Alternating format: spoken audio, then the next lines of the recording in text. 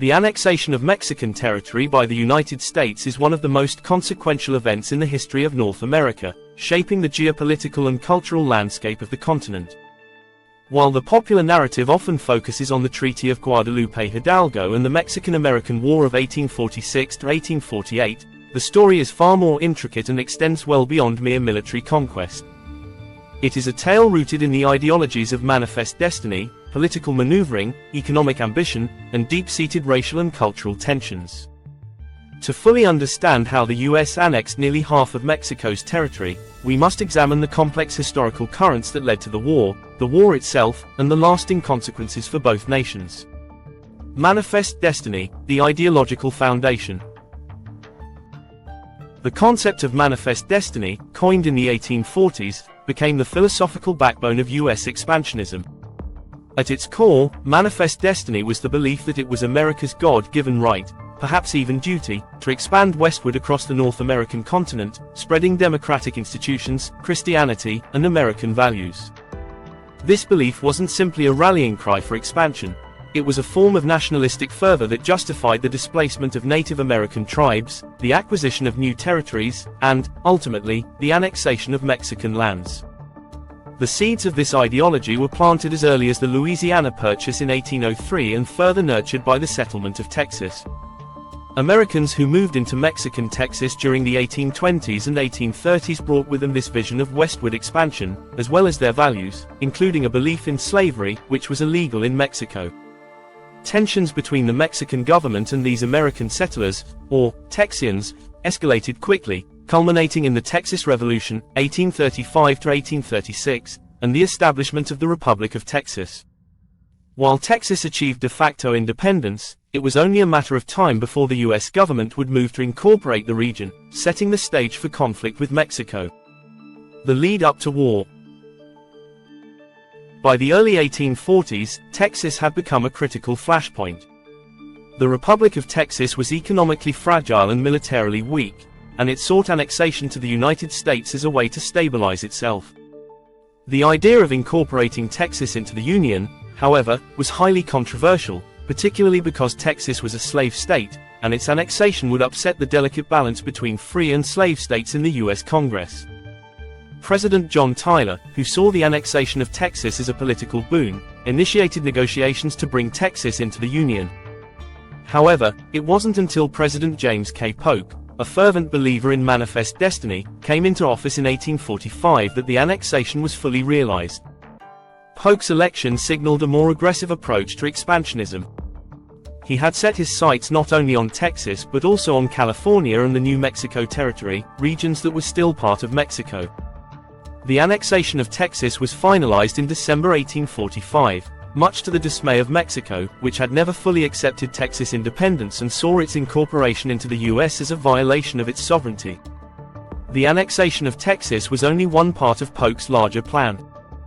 He also sought to acquire California, a region of immense strategic importance due to its long coastline and potential for Pacific trade.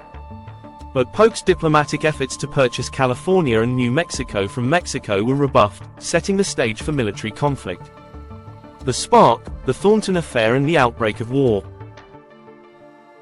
In April 1846, a skirmish broke out between Mexican and American forces in the disputed territory between the Rio Grande and the Nueces River. This area was claimed by both Mexico and the newly annexed state of Texas.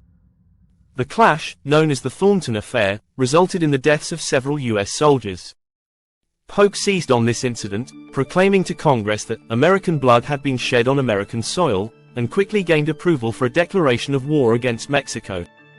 While there was some opposition to the war, particularly from anti-slavery groups and politicians like Abraham Lincoln, the tide of manifest destiny had swept the nation, and most Americans supported the conflict.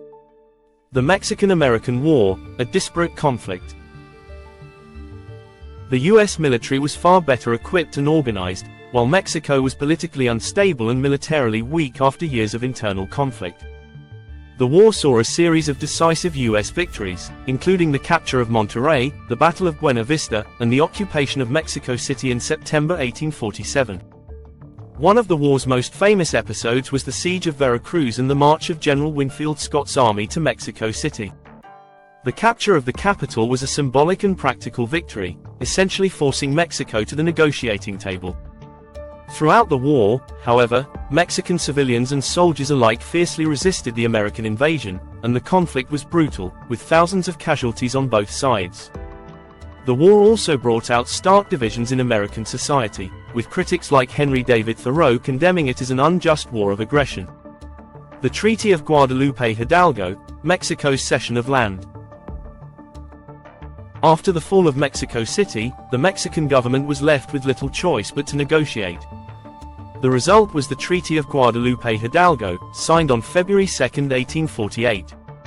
Under the terms of the treaty, Mexico ceded approximately 525,000 square miles of territory to the United States, including present-day California, Nevada, Utah, Arizona, New Mexico, and parts of Colorado and Wyoming. In exchange, the U.S. paid Mexico $15 million, a sum that did little to compensate for the vast amount of land that was lost, and assumed $3.25 million in debts owed by Mexico to U.S. citizens. The treaty also established the Rio Grande as the boundary between Texas and Mexico, a point of contention that had sparked the war in the first place. Additionally, the U.S. pledged to protect the property and civil rights of Mexican nationals living in the newly acquired territories, though these promises were often ignored in the following decades as American settlers flooded into the region. Consequences and legacy: the Mexican cession and its aftermath. The annexation of nearly half of Mexico's territory was a momentous event with far-reaching consequences. For the United States, the acquisition of California and the Southwest opened up vast new opportunities for settlement, economic growth, and the spread of American culture. The discovery of gold in California in 1848 only accelerated this westward expansion, as thousands of settlers moved into the region, often displacing Native American and Mexican communities in the process. However, the annexation also intensified the debate over slavery, as Americans grappled with whether the new territories would be admitted as free or slave states. This debate contributed to the mounting sectional tensions that would eventually lead to the Civil War. For Mexico, the loss of such a large portion of its territory was a national trauma. The war and the Treaty of Guadalupe Hidalgo left deep scars on the Mexican national psyche, fostering a sense of mistrust and resentment towards the United States that persists in some quarters to this day.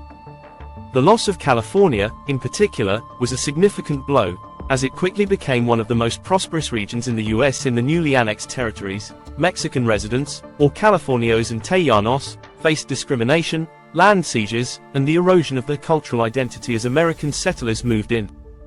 Although the Treaty of Guadalupe Hidalgo promised to respect their rights, these guarantees were often ignored, leading to a long history of legal battles and social marginalization for Mexican Americans.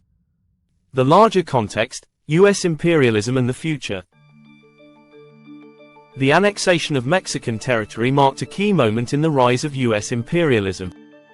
While the U.S. had previously focused on expanding across the continent, the Mexican-American War set a precedent for future interventions in Latin America and beyond. The belief in manifest destiny evolved into a broader justification for American intervention in the affairs of other nations, whether through military force, economic pressure, or diplomatic coercion.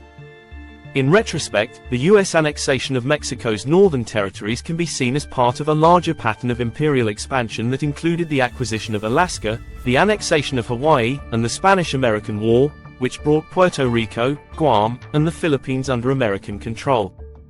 A complex legacy. The annexation of Mexican territory by the United States was a multifaceted event, driven by a combination of ideological fervor, political ambition, and economic desire.